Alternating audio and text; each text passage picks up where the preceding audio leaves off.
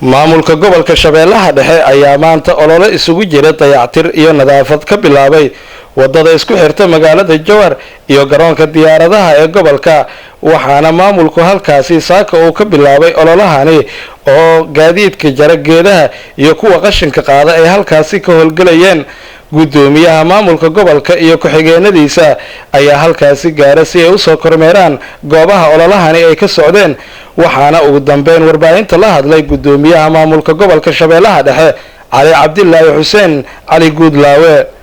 maanta waxaan haynay hawl kamida geedkan geediyuudka oo dalka guud ahaan dhibaatada ku haayo la dagaalankiisa qayb kamid ah aan ku jirnay wadadan isku xirto airportka ee magaalada sidaad ogeedeen ba wees qabsadeen geedkii labada dhinac ka baxay alaamiga dhamay jaray arrintaasaan ku maaragtay hawl ka haynay alxamdulillah wad arkaysiin ilaa labaga iyo magaalada waa isu muuqdaan sharano maaragtay geedo wees haasteen marka dadaalkaasaan ku jirnay insha Allah hadii ay raalli ka noqdo waana kala dagaalamaynaa gobolka guud ahaan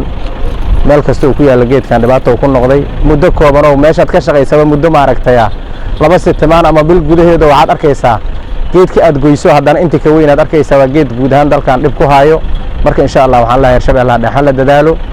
hal la gooyo geedkan hal la dagaalamo dhibaato ku yahay wuxuu ku anfacayaa mal ummadda waa uu dhib ku soo kordhay haday wada tahay iyo haday guri tahay meel kasta wuxuu ku yaalaa asigoo sitmaan gudaheed maaragtay inta ka weyn aad arkay hadii wax laga qabtay waxaan leenahay la dagaalamo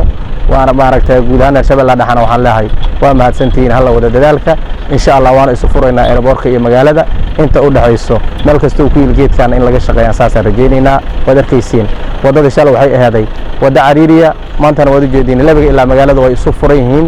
insha Allah dadaalkana wada si Ismaaciil Cabdulla Sabriye Universal TV Jowhar.